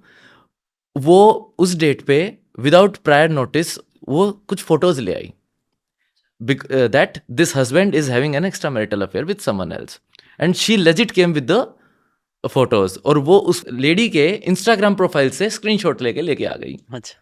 अब वो उसने हमको भी कोई प्रायर इन्फॉर्मेशन कुछ नहीं दिया और सीधा जज साहब के सामने कि जज साहब फोटोज है। आई हैड ऑब्जेक्टेड कि सर व्हाट इज दिस, ऐसे कैसे हो सकता है। एंड जज वाज लाइक कि ठीक है मुझे दिखाओ, and the photos were little bit intimacy type के फोटोज थे उनके, और भरी कोर्ट में उन्होंने ऐसे वो कर दिया। अब जज साहब ने पूछा उससे, हम फिर जज साहब ने सीधा हस्बैंड को ही क्वेश्चन किया, हाँ जी व्हाट इज दिस, ये क्या है? बोला सर ये तो, बोला कौन है ये? बोला सर ये दोस्त की बहन है। दोस्त की बहन है? दोस्त की बहन तुम्हारी बहन नहीं है? वो इतना घबरा गया, बोला नहीं सर। जज साहब, दोस्त की बहन तुम्हारी बहन नहीं है? बोला हाँ सर है सर। लाइक यार क्या कर दिया यार, पूरा का पूरा केस भी वो कर दिया, और तूने तो मतलब एथिक्स का भी नहीं यार, मतलब क्या है यार, मतलब व्हाट। मेरा तो ऐसा रहा, मैं क्या भाई तू बस निकल ले यहाँ से, जो भी है बाढ़ में गया, तेरा केस बाढ़ में गया, मैं क्या बेइज्जती और करवाएगा। एडवोकेट बनने के बाद आपका पर्सपेक्टिव जस्टिस को लेके कैसे चेंज हुआ? We have the access to the justice. हमें पता है कि हम किसी क्लाइंट को जेल से भी बाहर निकलवा सकते हैं, हम उसको रिलीफ भी दिलवा सकते हैं। कोई प्रॉपर्टी डिस्प्यूट है, किसी कोई और प्रॉपर्टी पे कब्जा करके आके बैठ चुका है, जैसे नॉर्मली क्या होता है, आप यूपी झारखंड साइड जाओ, आप कहीं बाहर चले गए हो, वहाँ पे प्रॉपर्टी का कब्जा ना बहुत ज़्यादा होता है। तो अगर आपकी कोई प्रॉपर्टी पे कब्जा करके बैठा है तो उसको प्रॉपर्टी कैसे वापस दिलानी है, ये भी हमको। तो सर जैसे हम एडवोकेट बने तो हमने जस्टिस को काफ़ी, अब एक उस way of justice to deliver to the client को काफ़ी नज़दीक से पहचाना। एक quick tip to stay organised, आपके पास बहुत सारे लीगल डॉक्यूमेंट है, तो कोई ऑर्गेनाइजेशन के ऊपर कोई टिप है? सबसे पहले तो एक ऑर्गेनाइज तरीके से अपनी एक फाइल बनाओ, उस फाइल पे काम करो, इंडेक्स से लेके आप लास्ट के हर तरह से पूरा पेज को गो थ्रू करो, और जब भी आपकी कभी भी कोई भी अपीयरेंस हो, उससे एक रात पहले बैठ के पूरा पढ़ो। सोलो प्रैक्टिस या team collaboration? Solo practice.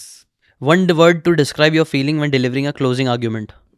Power and satisfaction. Favourite legal drama TV show और movie? Suits. Biggest myth about lawyers you'd like to debunk? That it takes years to establish your practice. इतना late नहीं होता है, अगर आप मेहनत करोगे, अगर आप बहुत अच्छे पेस पे हो, ग्रोइंग हो, तो आप बहुत जल्द भी अपना करियर एस्टेब्लिश कर सकते हो। अच्छा, इससे रिलेटेड एक आया, ये मूवीज़ में तो कई बार कुछ कुछ सीन होते हैं जहाँ पे बोलते हैं कि एक नॉर्मल इंसान भी लॉयर बन के अपना केस खुद लड़ सकता है। हाँ बिल्कुल, ये होता है। हाँ, और ये ये provision प्रैक्टिकली अगर होगा तो कर सकता है वो कर इंसान। सकते हो। बट उसको तो बहुत सारी चीज़ें नहीं पता ना, जैसे कि अब बहुत सारी चीज़ें बोलते हैं ना, अभी जैसे मैंने आप- OMG 2 देखा था। हाँ उसमें वो खुद ही पंकज त्रिपाठी खुद ही लॉयर बन जाते हैं और वो आके बोलते हैं, वो हिंदी में शुद्ध हिंदी में बोलना चालू करते हैं, तो वो ओवर रूल्ड ये सब चीज़ों का ही मतलब नहीं समझते, तो ऐसे प्रॉब्लम होती होगी ना, फिर तो ऐसा हो सकता है फिर। नहीं, अगर आपको पता है तो आप वो करो, लेकिन आप किसी लॉयर को हायर कर लो ताकि जो आपका ड्राफ्टिंग या कोई जो प्रोसेस होता है उसके बारे में बता दे। यू वोंट बिलीव, आपको एक किस्सा बताना चाहूँगा। 2019 की बात है, I was in Punjab and Haryana high court. जैसा आप बता रहे हो कि अपना केस कोई खुद लड़ सकता है, नहीं। देयर वाज दिस बुजुर्ग couple, there was this old age couple. Lady की एज होगी अराउंड 75 और वो भी 78 के आसपास होंगे, एंड काफ़ी बुजुर्ग थे, and they came in the court for a divorce petition. अच्छा। और जैसे आपके चेहरे पे ऐसे मुस्कुराहट आई, वैसे भी आई वाज लाइक, मैं क्या यार अभी अभी इस उम्र में, हाँ and they were representing themselves without a lawyer. दोनों हाँ, दोनों अपने उसमें आए हुए, और दोनों वहां पे आके पोडियम के सामने एकदम से, जज साहब ये ऐसे नहीं करता, ये ऐसे नहीं, ये ऐसे नहीं करती, ये वो करती है, इस टाइप से। जज साहब ने चश्मा निकाला एंड ही वाज लाइक, माता जी कहाँ जाओगी इस उम्र में, मैं चाहे कहीं पे भी जाऊं इसके पास नहीं रहूंगी। अब ही वाज लाइक, जज साहब के भी सारे एफर्ट्स वर इन वेन, तो ही वाज लाइक कि चलो एक नेक्स्ट डेट दे देते हैं, एक मौका और देते हैं, आप थोड़ा सा और टाइम लो और वो करो। Then he was like next date दे दिया उनको, उसके बाद का तो नहीं पता मेरे को। राइट हाँ, ओके तो ऐसे ऐसे भी केसेस आते हैं। How do you handle difficult opposition counsel in a respectful way. देखिए, मैं मेहनती आदमी की कदर करता हूँ, दुश्मन को कभी कमज़ोर नहीं, मेहनत आदमी की मैं वाकई में मैं बहुत रिस्पेक्ट करता हूँ। अगर उसको ज़्यादा पता है तो मुझे उससे सीखना चाहिए कि उसको कैसे क्या है ना, टू ग्रो। पेन या पेपर या digital note taking pen paper is still good sometimes. What's your best pump up song that you listen song तो नहीं है, लेकिन हाँ, जब भी कुछ ऐसे उसमें जाता हूँ तो बोलता हूँ, "ऐ खुद को कर बुलंद इतना कि खुदा भी पूछे, बता बंदे तेरी रजा क्या है।" शेयर लीगल थीम हॉबी और interest you enjoy outside of work running वगैरह करना पसंद है, स्पोर्ट्स वगैरह ठीक है, एथलीट हूँ। Landmark case that every law student should study KS Puttaswamy versus Union of India, आपका राइट टू प्राइवेसी इसमें आया था। A legal term that everyone should know नेबो डेबेट बिस वेक्सारी प्रो इटिएडम कोजा। ये क्या है no person shall be held twice for the same offence. Article 20 sub clause 2 of Indian constitution says कि आप, एक डबल जियोपार्डी का रूल था कि आप एक सिंगल ऑफेंस के लिए 2 बार जेल में नहीं जाएंगे। पता होना चाहिए सबको। ओके फेवरेट लीगल टर्म और Latin phrase de minimis non curat lex. Okay, अब छोड़ो, अब इन सब में जाओगे तो फिर है ना। Ignorantia juris non excusat, ignorance of law excuses no one. अच्छा if you are an Indian citizen, आपको लॉ पता होना चाहिए। आप कभी भी किसी भी पॉइंट ऑफ टाइम पे जाके ये नहीं बोल सकते कि जज साहब मेरे को नहीं पता था ये लॉ था। कई बार ऐसे भी केसेस होते हैं। अब बंदा उड़ा कनाडा से and he suppose marijuana in her pocket. अब कनाडा में मैरिजुआना लीगलाइज है। अब वो जैसे दिल्ली एयरपोर्ट पे लैंड करेगा, कस्टम वाले, आजा भाई साइड में आजा। सर मेरे को लगा कि यहाँ पे मैरिजुआना लीगलाइज होगा, क्योंकि वहाँ पे भी वीड तो लीगलाइज था। बट उस केसेस में ये आता है, ignorantia juris non excusat, ignorance of law excuses no one. When you are on the territory of India you should know the laws of India. तो अच्छा जहाँ पे भी आप जा रहे हो पहले लीगल वहाँ का पढ़ बिल्कुल के जाओ बिल्कुल सर, आप किसी भी पॉइंट ऑफ टाइम में कोर्ट में जाके ये नहीं बोल सकते मुझे "Sorry नहीं sir, पता मुझे था।" पता नहीं था कि ऐसा भी कोई कानून है। बट ऐसा कई बार होता है हाँ, ये- कई बार होता है हाँ, आपको कि यार, मालूम ही इफ यू आर नहीं नॉट होता a lawyer then how can we expect that you know the whole law. तो कोई एक ऐसी वेबसाइट है या कुछ ऐसा कोई जगह है जहाँ पे हमें मालूम पड़ता रह सकता है कि लॉ के बारे में ऐसा थोड़ा बहुत यस, यू शुड फॉलो वकालत इनसाइट्स हाँ, ऑन यूट्यूब। यही मतलब फॉलो करो आप जान मेरा वीडियो नया से चैनल मालूम है, पड़ता मेरा रहेगा नया चैनल है वकालत। ये इसलिए चलाया सर मैंने, हाँ क्योंकि आम तौर पे जनता को कई बार नहीं पता होता, हम्म तो उस बेसिक इन्फॉर्मेशन तक पहुंचने के लिए। वेरी नाइस हाँ जरूरी है वो पता होना चाहिए जी। Right favourite legal theme podcast you enjoy the Arvind Arora show and you. Share a brief memorable courtroom fashion choice you made sir हमारी तो only black and white, Black and हमारी तो लाइफ ही ब्लैक एंड वाइट हो गई है। हाँ। पूरा पूरा दिन वही पहनना पड़ता है, black pant white shirt and all. Okay हाँ, लेडीज के लिए होता है कि they have to wear black and white only, but yes suit and all. अब आप इसके टेक्निकल उसमें जाओगे तो जब आप सीनियर एडवोकेट बन जाते हैं तब आप you can wear white pant, आपका कोट जो है, आपका ब्लेजर जो है वो एक डिफरेंट उसका स्ट्रक्चर होता है, डिफरेंट तरीके से उसको सिला जाता है। एक सीनियर एडवोकेट की अलग ही ड्रेस कोड है, जूनियर एडवोकेट्स की अलग है। लेकिन हाँ, कई बार ये होता है कि कोर्ट के डेकोरम को मेंटेन करने के लिए क्लाइंट्स को भी ध्यान देना चाहिए कि वो कोर्ट में एक स्पेसिफिक एक डिसेंट कपड़े पहन के जाएं। मैं आपको कोर्ट का नाम या फिर आपको स्टेट या डिस्ट्रिक्ट का नाम तो नहीं बताऊंगा, बट ऐसा भी केस हुआ है। There was a client who she was a girl and she wore shorts. वो शॉर्ट्स पहन के कोर्ट रूम की प्रोसीडिंग्स में चली गई। जस्ट आपने अंदर डाल दिया उसको for not maintaining the decorum of the court. इसमें सर देखिए डिफरेंट जा सकते हैं। मेरा व्यू पॉइंट कुछ और होगा, आपका व्यू पॉइंट कुछ और है, उन जज साहब का व्यू पॉइंट कुछ और था, डाल दिया एक रात के लिए अंदर डाल दिया कि अब सुबह बेल होएगी, सुबह चलो, सुबह तुमको रिहा करेंगे। एक रिस्पेक्ट शो करना एक मतलब जहाँ रिस्पेक्ट पे जा होता रहे है कि आप कोर्ट में उस डेकोरम को मेंटेन करना होता है। हो okay favourite legal landmark to visit if you could Supreme Court of India, final destination. हाँ ये क्वेश्चन मेरे दिमाग में आया था, ये बहुत से लोगों को पता नहीं होता, मुझे भी अभी भी क्लियर नहीं है।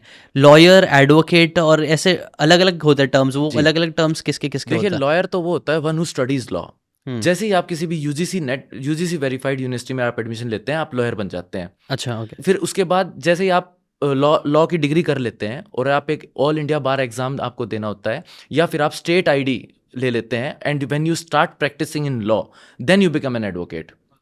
आप advocate 5th year law student को आप एडवोकेट नहीं कह सकते। एडवोकेट जब आपके पास बार लाइसेंस है उसके बाद ही आप एडवोकेट बनते हैं। And when you have studied your law from outside, from UK, then you become an barrister. Barrister and lawyer cannot represent you in the court of law. Only an advocate can represent you in the court of law. यही था ना कि high court, कुछ लोग सिर्फ high court में कर सकते हैं, कुछ लोग सुप्रीम कोर्ट, ऐसा रहता है कोई ना, भी। ना। जब आपके पास AIB आपका क्लियर है और आपके पास बार लाइसेंस है, तो आप district court, subordinate courts, high court और सुप्रीम कोर्ट में कर सकते हैं। सुप्रीम कोर्ट में एक AOR होता है, advocate on record.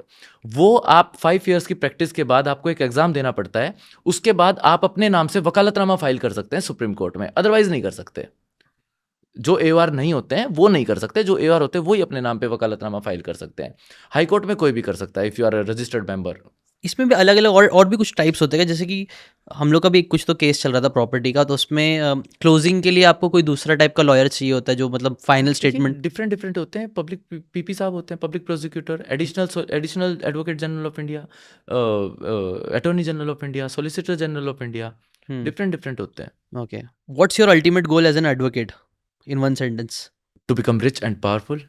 What's the best thing about being an advocate? Sir, जब काला कोट पहन के एक इतना जिम्मेदारी वाला काम करते हैं ना, और जब हम अपने आप को ये समझते हैं कि yes we have the access to the justice to get the relief to the client, और सर अगर हमारे कारण अगर किसी घर में खुशियाँ आ रही हैं और किसी को रिलीफ मिल रहा है, तो उससे बड़ी उपलब्धि मैं नहीं मानता कुछ हो रहा है। And what's the worst thing of being an advocate? कभी कभी मैंने देखा है इस प्रोफेशन में एक ट्रांसपेरेंसी क्लाइंट्स के साथ नहीं रखते लोग, फॉल्स होप्स बहुत देते हैं, वो नहीं करना चाहिए। कई बार ये चीज़ मैंने देखी है, लेकिन इसको हमको लोगों को समझना चाहिए कि ये प्रोफेशन के अगेंस्ट भी है, क्योंकि हमें एक लीगल प्रोफेशन एंड एथिक्स हमारा एक सब्जेक्ट भी आता है, वो हमको पढ़ाया भी जाता है, और उस चीज़ों को लोगों को सीरियसली लेना चाहिए। जो हमारी यंगर जनरेशन जो यहाँ पे आ रही है, जो अपना करियर परस्यू करने के लिए लॉ में, इससे नोबल प्रोफेशन दुनिया में कोई नहीं है, लेकिन बशर्ते आपके set of rules, standards and आपके एथिक्स वही आपको आगे लेके जाएंगे और वही आपको एक बड़ा एडवोकेट बनाएंगे। एक बेस्ट पीस ऑफ एडवाइस जो आप एज अ लॉयर किसी भी इंसान को दे सकते हो? देखिए, बेस्ट पीस ऑफ एडवाइस तो यही है कि सबसे पहले तो एक आदमी में ज़ीरो ईगो होना चाहिए, ईगो नहीं होना चाहिए। अगर आप में ज़ीरो ईगो हुआ, अब मैं सिम्बायोसिस लॉ स्कूल पुणे से पढ़ा, लोग कैम्ब्रिज यूनिवर्सिटी से पढ़ के आते हैं, लोग हार्वर्ड यूनिवर्सिटी से पढ़ के आते हैं, LSE से पढ़ के आते हैं। उनको भी बिल्कुल जो माइन्यूट तरह का काम होता है, जो बिल्कुल ग्राउंड लेवल का काम होता है, वो भी आना चाहिए और करना भी चाहिए। काम में कभी शर्म नहीं करनी चाहिए। तो ये एज ए एडवोकेट मैं किसी भी नॉर्मल आदमी को, किसी भी आदमी को दे रहा हूँ। पेशेंस उससे भी ज़रूरी होता है। पेशेंस, आपके अंदर पेशेंस होना चाहिए। कहते हैं ना, if you have $1 million plan in your mind, then don't surround yourself with 10 cents things. अगर आप में पेशेंस है तो 10 cents का इकट्ठा कर करके भी जो आपका $1 million प्लान है, वो एक दिन 100%, 1000% सक्सेसफुल होगा, उसमें आप कामयाब होगे। तो ये सारी चीज़ें, आदमी को अपॉर्चुनिस्टिक होना चाहिए। जो भी एक सिस्टमेटिक अपॉर्चुनिटी है ना सर, वो उसको आपको ग्रांट करनी चाहिए, चाहे वो कैसे भी हो। तो ये सब चीज़ें हैं जो मैं आपके माध्यम से नॉर्मल लोगों को बताना चाहूँगा। अभी है ना एक गेम खेलते हैं। हाँ जी। तो मैं क्विकली वर्ड बोलूंगा, जैसे कि फॉर एग्जांपल बुक्स, तो मेरे दिमाग में आ रहा नॉलेज, तो मैं नॉलेज बोल दिया। ऐसे आपको फास्ट बोलना है, जो भी चीज़ आपके दिमाग में आती है क्विकली, ठीक है? ओके। तो जस्टिस होना चाहिए। Evidence, I have read it. Verdict, और जजेस give it best. Contract, contract of employment. Meditation, मैं नहीं करता यार, करना चाहिए। Constitution, I am very strong in it. Litigation, I am good it it. Negotiation, yes I do. Advocate, I am. ethics, I have. cross examination, I have done that. politics, I am interested. success, Beautiful. social media, I use. AI, Future. witness, Protection. Scheme.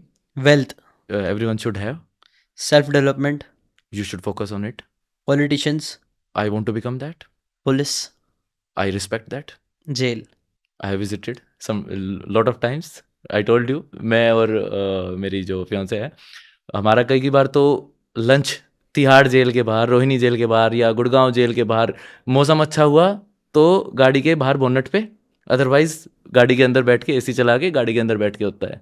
तो हमारी तो dates भी ऐसी होती हैं कि हम jail visit पे या कोर्ट विजिट पे जा रहे हैं, तो वही हमारी डेट्स होती हैं बेसिकली। तो she is also an advocate, तो एडवोकेट्स की तो दिस इज़ देयर लाइफ। ये जो जेल्स जैसा मूवीज ये सब में दिखाया जाता है वैसी होती है, वैसा ही लगे होता है। एग्जैक्टली वैसी होती हालांकि बिल्कुल हमें बिल्कुल अंदर तो नहीं जाने दिया जाता है एडवोकेट्स को भी। हाँ, लेकिन I visited when I was in symbiosis Pune, I was in 4th year, तब हम पूरा अंदर तक विजिट करके आए थे। है। अच्छा, स्टडी करने के लिए। स्टडी करने के लिए फॉर अ प्रोग्राम। तो जैसा दिखाया जाता है वैसा ही होता है। इंडिया की सबसे बड़ी जेल कौन सी है?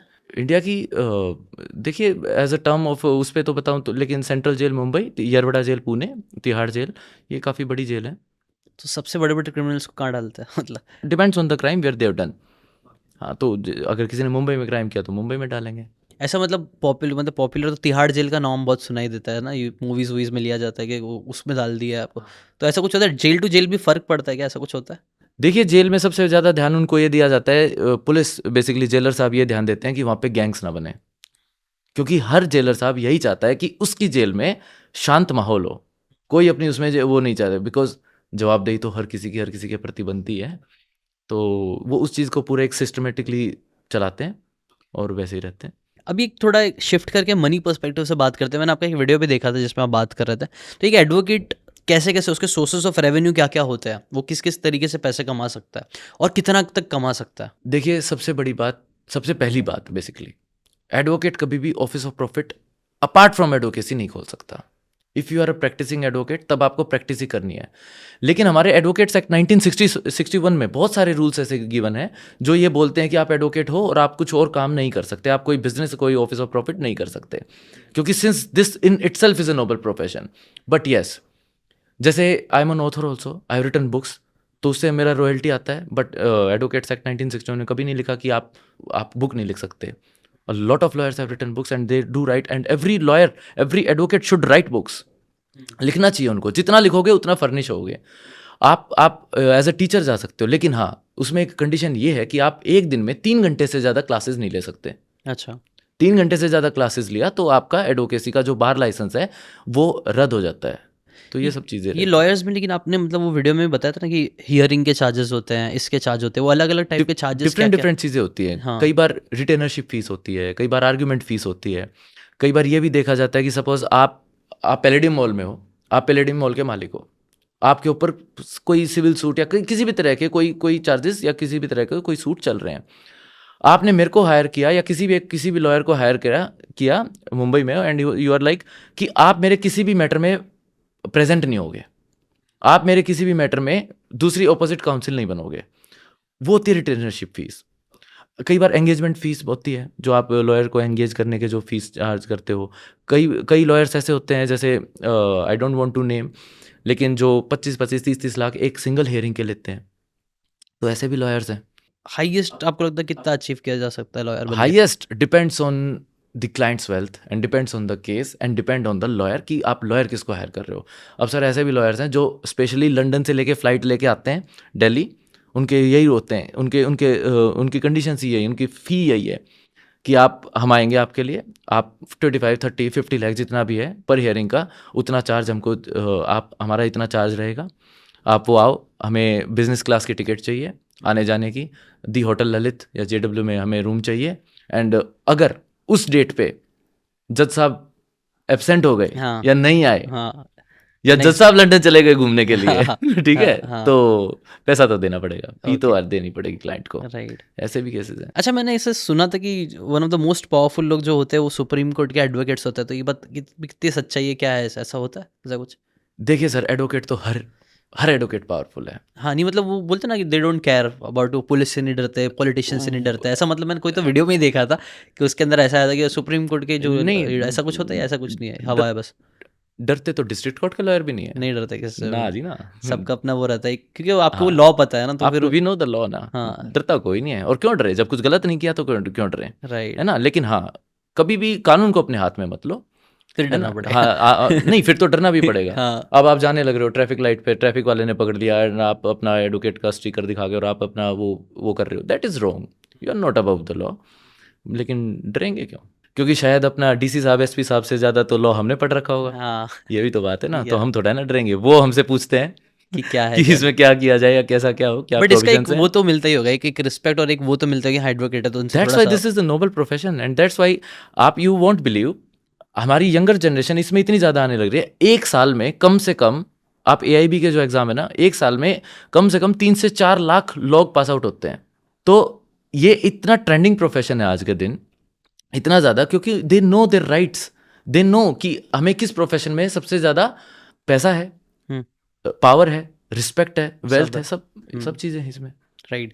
और फिर लॉयर होने के बाद भी प्रोफेशनली तो ये चीज़ कर रहे हो, उसके साथ साथ आप ऑनलाइन भी आ रहे हो, आप चैनल भी बनाया, आपने कंटेंट भी बना रहे हो, वो कितना ज़रूरी है करना और वो क्यों आप कर रहे हो, मतलब उसके देखिए, पीछे? जैसा कि मैंने बताया कि जो नॉर्मल लोग हैं, जो सिटीजन्स हैं, जो एडवोकेट्स नहीं है बेसिकली, किसी भी फील्ड में है, कैसे भी हैं, हर बंदे को लॉ जानना बहुत ज़रूरी है। और मेरा every single ounce of my effort would be like कि एक मैं हर बंदे तक पहुंचूं, हर बंदे को कम से कम उसके अधिकार तो पता हो। अगर आपको कोई अननेसेसरी रोकता है, अगर आपको कोई अननेसेसरी क्वेश्चन करता है, या आपके ऊपर कोई क्लेम करता है, या आपके ऊपर उंगली उठाता है, तो आपको अपना अधिकार पता होना चाहिए कि यार you are doing wrong in this, मुझे पता है। और ये सारी चीज़ें लोगों को, आम जनता को नहीं पता होती। तो इस तरह से अगर मैं एक हर बंदे के पास तक, दिल तक पहुंचूं, हर बंदे तक पहुंचूं, तो ये मेरा एक एम है कि कोई भी बंदा अनएजुकेशन के कारण सफ़र ना करे। मेरा भी इसमें ये ओपिनियन ना भाई कि मेरे हिसाब से ना आप प्रोफेशनली प्राइमरी लाइफ में अपने कुछ भी कर रहे हो, आप लॉयर हो, डॉक्टर हो, कुछ जो भी आप कर रहे हो बहुत अच्छा है। मेरा ऐसा ओपिनियन है कि सबको, हर प्रोफेशनल को ना ऑनलाइन भी आना चाहिए ताकि वो अपना पर्सनल ब्रांड बना सके, अपने आप को जो भी उनके पास जो नॉलेज है, सब चीज़ें वो दे सके दूसरों को। तो इसलिए मैं तो सब, हमारे जो पूरा पॉडकास्ट है, मैं यहाँ पे लोगों को ये इंकरेज करता हूँ कि आप प्राइमरी लाइफ में कुछ भी करो, आप लॉयर बनो, डॉक्टर बनो, आप हाउस वाइफ हो, कोई भी हो, बट साथ में कॉन्टेंट भी जितना हो सकता है क्रिएट करने की कोशिश करो। बिल्कुल। बिकॉज वो चीज़ आपको ज़्यादा अच्छा पर्सनल ब्रांड और एक लेवल 10x करने में हेल्प कर सकती है। इसके ऊपर आपका क्या ओपिनियन है? देखिए, जैसा एक आपने देखा स्कैम 1991, हर्षद मेहता जी हुए हैं, वो एक बात बोलते थे, बोला जितना ये स्टॉक मार्केट है, जितना बड़ा शेयर्स का जो पूरा वो समझ रहे हो ना, ये सिर्फ 1% है, अभी भी 99% खाली है, आप उसमें आओ, इन्वेस्ट करो। अभी आप लोग जितना भाई आप जितना वो यूज कर रहे हो ना नेट, पूरा वर्ल्ड जितना नेट यूज कर रहा है, वो सिर्फ 1% है। 99% is still we have to explore. इसी तरह से मैं बोलता हूं कि जितना भी आप कंटेंट क्रिएटर्स हैं आज के दिन पूरे वर्ल्ड में, वो अभी 1% ही हैं।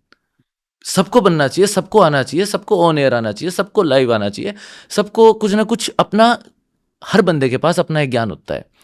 आदमी कितना भी जी ले, कितना भी सर्वज्ञानी हो जाए, कितना भी ओमनिसेंट हो जाए, कितना भी सर्वज्ञानी कुछ भी हो जाए, उसको सब कुछ नहीं पता हो सकता।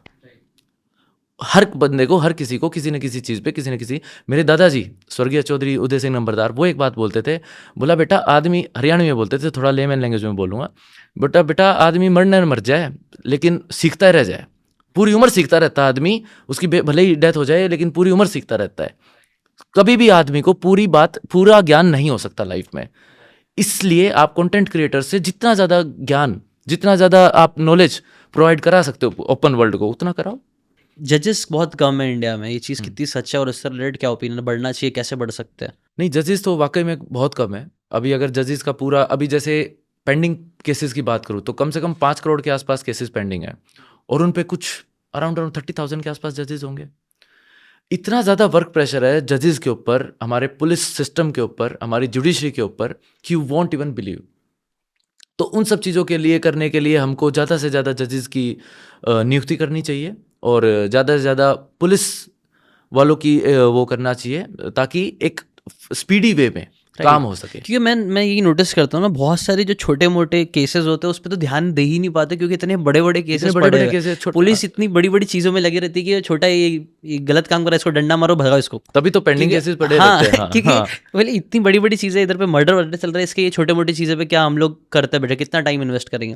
तो इसके लिए एक सोल्यूशन आपको क्या लगता है, क्या सोल्यूशन है, कैसे मतलब खत्म हो सकती है? देखिए, अभी जो रिसेंट में जो लॉ आ रहा है ना, जो हमारे होम मिनिस्टर साहब अमित शाह ने पास किया है, उसमें ये है कि कोई भी केस जो है वो 3 साल से ऊपर नहीं चल सकता, चाहे छोटा हो चाहे बड़ा हो। 3 साल के अंदर उनको काम करना ही करना है। लेकिन मैं आपके चैनल के मीडियम के थ्रू उनको ये ज़रूर बताना चाहूँगा कि वो तभी पॉसिबल है तब आप ज़्यादा से ज़्यादा लोगों की जुडिशरी में Entry हो। एंट्री हो और अपने पुलिस सिस्टम में, तब पॉसिबल है, अदरवाइज तो सर पॉसिबल हो ही नहीं पाएगा ना। अब वहाँ पे बेचारा वो मर्डर मिस्ट्री या पता नहीं क्या क्या सॉल्व कर रहा है, इधर से केस आ गया, उसने मेरा कॉलर पकड़ लिया, मेरे को घुसा मार दिया, मेरे को थप्पड़ मार दिया, अब वो इस पे काम करेगा या उस पे काम करेगा? राइट, टाइम ही नहीं है। हाँ, टाइम नहीं है ना उनके पास, तो ये चीज़ें हैं।